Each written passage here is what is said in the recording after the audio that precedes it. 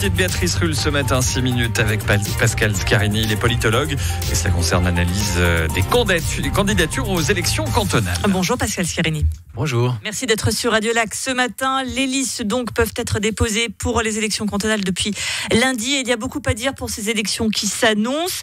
On va commencer juste par un petit panorama et on va s'intéresser tout d'abord à la droite qui est peut-être la plus bête du monde, certains diront, puisqu'on est très dispersé. UDC, PLR, Centre, Verts libéraux. À ça s'ajoute une liste de Pierre Maudet. La droite déroule le tapis rouge à la gauche. C'est sûr qu'avec une droite aussi dispersée, aussi fragmentée, ça va mécaniquement augmenter les chances de la gauche et ça va surtout rendre difficile pour ces partis de droite l'accès au Grand Conseil, parce qu'il faut bien se souvenir, on a ce fameux quorum de 7% et il y a pas mal de formations désormais qui sont à risque de ne pas parvenir à ce seuil de 7% et qui donc pourrait très bien faire 5-6%, mais rester sur le carreau et n'avoir aucun député. Le PLR qui est en très nette perte de vitesse à Genève, peut-il perdre définitivement sa place de premier parti de droite dans notre canton ?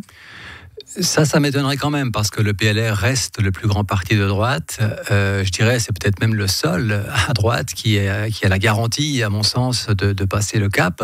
Pour le reste, le centre, l'UDC, le MCG, les Verts libéraux, la formation de Pierre Maudet, tous ces groupes-là n'ont pas la garantie d'atteindre les 7% requis. Le centre, justement, vous l'évoquez, peut-être n'atteindra-t-il pas le quorum. On a l'impression qu'il a voulu s'affranchir de la tutelle PLR. Assez risqué péril ? Je dirais pas qu'il a voulu s'en affranchir, je dirais qu'il a voulu reconstituer au contraire l'entente historique qui a toujours existé depuis très longtemps à Genève entre le PDC, donc la composante catholique chrétienne, et la composante laïque, le PLR. C'est une vieille tradition à Genève. L'enjeu a été de savoir, est-ce qu'on essaie d'ouvrir l'entente à la droite, donc vers l'UDC, ou plutôt vers le centre, vers les Verts libéraux. Le centre penche plutôt pour une alliance avec les Verts libéraux, tandis que le PLR penche pour une alliance avec l'UDC, mais je comprends très bien le centre pour qui une alliance avec l'UDC serait vraiment contre nature. Vous évoquiez le parti de Pierre Maudet, le revoilà, le troublion de la République. Est-ce qu'il a des chances à cette élection, tout simplement ? On verra déjà plus clair au soir de l'élection du Grand Conseil, qui sera aussi d'ailleurs celle du premier tour du Conseil d'État. On y verra plus clair parce qu'on verra d'abord si M. Maudet, le cas échéant, aurait un groupe parlementaire. C'est quand même important. Est-ce que sa liste va réussir à faire une percée suffisante pour passer ? Ça reste à voir. Et quant à lui, tout est assez ouvert, je pense. Il a fait un très bon score à l'élection partielle complémentaire l'an dernier. A priori, on pourrait imaginez qu'il a encore plus de chances dans une élection ouverte à 7. Maintenant, il y a eu sa condamnation par le tribunal fédéral.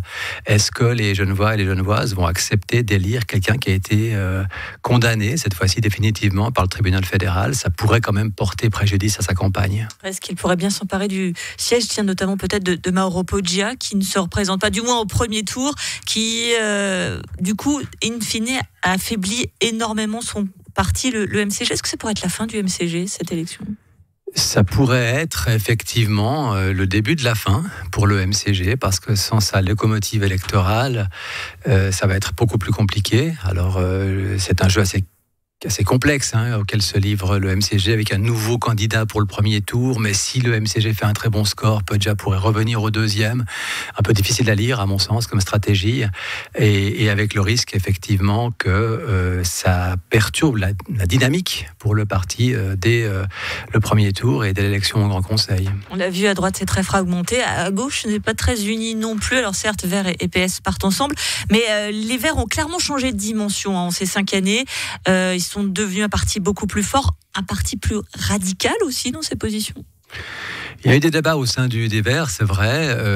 Une composante a eu tendance un peu à tirer la barre à gauche, on va dire, ou la barre encore plus vers des positions marquées. Les Verts en Suisse sont à gauche.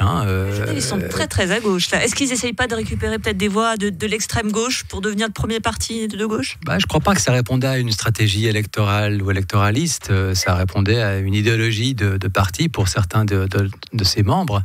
Maintenant, je dirais à gauche, c'est quand même plus facile qu'à droite, parce que vous avez dit, il y a deux grands partis, les socialistes et les Verts, qui chacun ont la garantie quasiment de passer ce fameux cap des 7% et de faire même peut-être beaucoup plus. Les Verts ont fait une très forte percée en 2019 aux élections fédérales.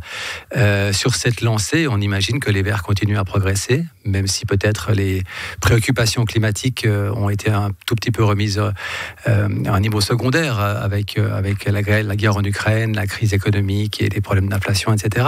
Mais je pense que les deux partis de gauche vont bien s'en sortir. La plus grande incertitude, je dirais, à gauche, c'est ce qui va se passer à gauche de la gauche, donc à la gauche des Verts et du PS. Une élection qui sera également marquée par les changements de camp. Alors, j'ai fait une liste non exhaustive parce qu'il y en a tellement. Laurent Sédou qui quitte les Verts libéraux pour les de Pierre Maudet, Philippe Morel et Magali Orsini qui filent au MCG, Guy Mettan à l'UNEC. Pourquoi tant de versatilité ? Les hommes et femmes politiques n'ont plus de conviction.